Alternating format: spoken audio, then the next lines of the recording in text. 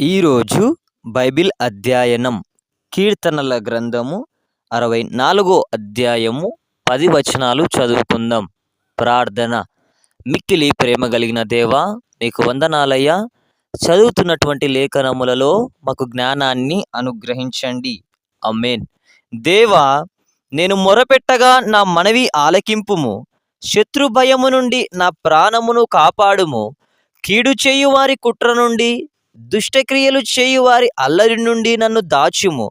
ఒకడు కత్తికి పదును పెట్టునట్లు వారు తమ నాలుకకు పదును పెట్టుదురు. యథార్థవంతులను కొట్టవలెనని చాటైన స్థలములలో చేదు మాటలను బాణములుగా సంధించుదురు. వారు భయమేమియూ లేక అకస్మాత్తుగా వారిని కొట్టెదరు.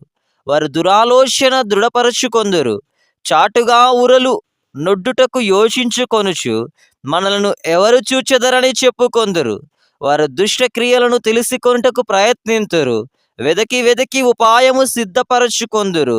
ప్రతి వాని హృదయ తరంగము అగాధము. దేవుడు బాణముతో వారిని కొట్టును. ఒకరు ఆకస్మికముగా గాయపరచబడుదురు.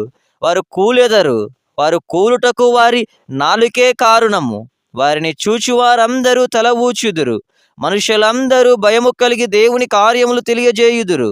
ఆయన కార్యములు చక్కగా యోచించుకొందురు. నీతిమంతులు యెహోవాను బట్టి సంతోషించుచు ఆయన శరణు జొచ్చెదరు. యథార్థ హృదయులందరూ అతిశయిల్లుదురు. ఆమేన్. చివరి ప్రార్థన. మిక్కిలి ప్రేమ కలిగిన దేవా, నీకు వందనాలయ్యా. చదవబడినటువంటి లేఖనములు మాకు జ్ఞాపకం ఉంచుకొనుటకు జ్ఞానాన్ని అనుగ్రహించండి.